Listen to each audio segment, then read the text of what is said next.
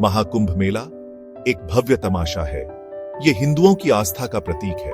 हर 12 साल में ये 4 पवित्र शहरों में से किसी एक को आशीर्वाद देता है। इलाहाबाद, प्रयागराज, हरिद्वार, नासिक और उज्जैन मेजबान बनते हैं। लाखों लोग पवित्र नदियों में स्नान करने आते हैं। वो आध्यात्मिक शुद्धि और मोक्ष चाहते हैं। महाकुंभ सिर्फ एक त्योहार नहीं है, ये आत्म खोज की यात्रा है। ये प्राचीन परंपराओं का उत्सव है। हवा में भक्ति का एहसास होता है। श्रद्धालु जीवन के हर क्षेत्र से आते हैं। वे दिव्य आशीर्वाद और अपनी आध्यात्मिकता से गहरा संबंध चाहते हैं। महाकुंभ की उत्पत्ति पौराणिक कथाओं में छिपी है। देवी देवताओं और राक्षसों की कहानियां प्रचलित हैं। उन्होंने एक दिव्य अमृत के लिए लड़ाई लड़ी थी। इस अमृत की बूंदें धरती पर गिरी। ये स्थान कुंभ मेले के स्थल बने। महाकुंभ मेला आस्था की शाश्वत शक्ति का प्रमाण है। ये उन प्राचीन रस्मों की याद दिलाता है जो आज भी भारतीय संस्कृति को आकार देती है। ये आध्यात्मिकता, परंपरा और मानवीय संबंधों का अनोखा मिश्रण है। साल 2025 एक खास साल था। प्रयागराज ने महाकुंभ मेले की मेजबानी की। शहर ने लाखों लोगों का स्वागत किया। 13 जनवरी से 26 फरवरी तक शहर जीवंत था। हवा उम्मीदों से भरी थी। श्रद्धालु अपने पाप धोने आए थे। 2025 का महाकुंभ ऐतिहासिक था। 144 सालों में यह पहला था। इससे इसका महत्व और भी आराज गया। ज्योतिषियों ने इसे शुभ समय बताया। श्रद्धालुओं का मानना था कि इसमें अपार शक्ति है। समय और स्थान का संगम इसे जीवन में एक बार होने वाला अनुभव बनाता था।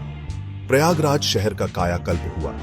नया इंफ्रास्ट्रक्चर बनाया गया। सड़कों को बेहतर बनाया गया। लाखों लोगों के लिए रहने का इंतजाम किया गया। सरकार ने अथक प्रयास किया। वे एक सुचारू और सुरक्षित अनुभव सुनिश्चित करना चाहते थे। प्रयागराज में महाकुंभ मेला सिर्फ एक धार्मिक आयोजन नहीं था। यह भारत की लॉजिस्टिकल प्रोविस का प्रमाण था। यह देश की समृद्ध सांस्कृतिक विरासत का प्रदर्शन था। यह एकता और उत्सव का समय था।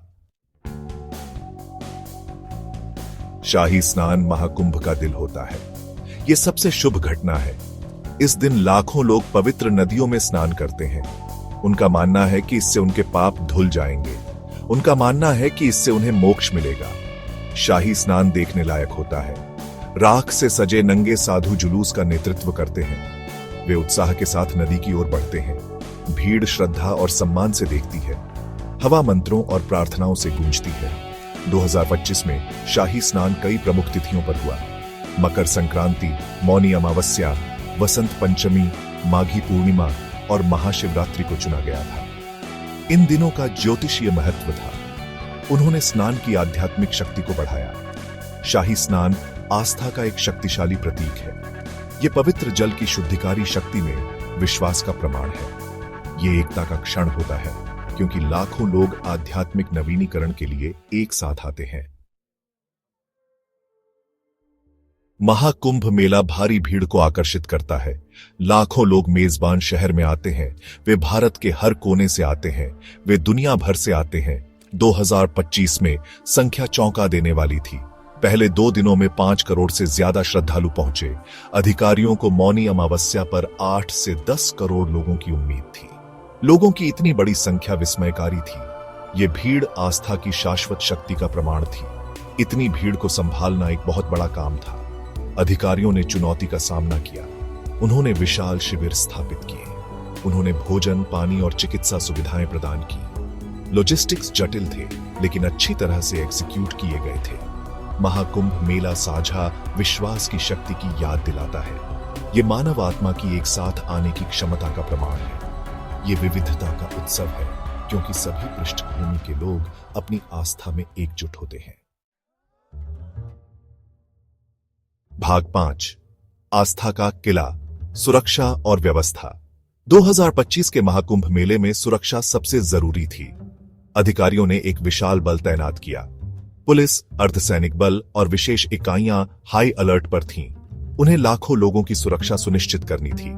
सुरक्षा में टेक्नोलॉजी ने महत्वपूर्ण भूमिका निभाई। ड्रोन्स ने ऊपर से भीड़ पर नजर रखी। चेहरे की पहचान प्रणाली तैनात की गई थी। एंटी ड्रोन सिस्टम ने रोग ड्रोन्स को बेअसर कर दिया।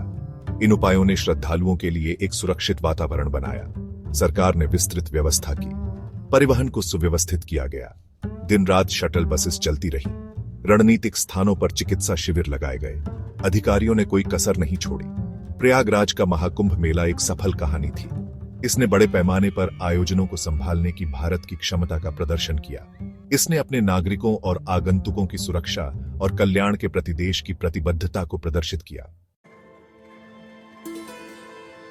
महाकुंभ मेला सभी क्षेत्रों के लोगों को आकर्षित करता है। राजनेता, सेलिब्रिटीज और आध्यात्मिक नेता मौजूद थे। वे आध्यात्मिक उत्साह का अनुभव करने आए थे। वे अपनी जड़ों से जुड़ने आए थे। रक्षा मंत्री राजनाथ सिंह ने मेले का दौरा किया। सद्गुरु जग्गी वासुदेव ने इसे पृथ्वी पर सबसे बड़ा जमावड़ा बताया।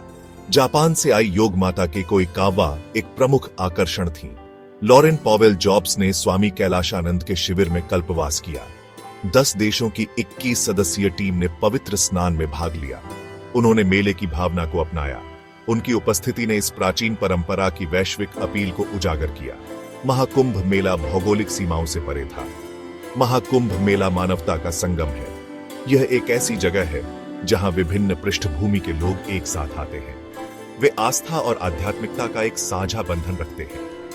यह विश्वास की एकीकृत शक्ति का प्रमाण है। महाकुंभ मेला हिंदू परंपरा का उत्सव है। धार्मिक प्रवचन हुए। आध्यात्मिक नेताओं ने अपना ज्ञान साझा किया। श्रद्धालु ध्यान से सुनते थे। वे ज्ञान और मार्गदर्शन चाहते थे। गंगा आरती, नदी को प्रकाश की एक रस्म देखने लायक थी। घाटों पर हजारों लोग जमा हुए। उन्होंने भजन गाए और प्रार्थना की। वातावरण भक्ति से ओतप्रोत था। एक संस्कृति का महाकुंभ का आयोजन किया गया। इस सांस्कृतिक उत्सव ने भारत की समृद्ध विरासत का प्रदर्शन किया। शंकर महादेवन जैसे प्रसिद्ध कलाकारों ने दर्शकों को मंत्रमुग्ध कर दिया।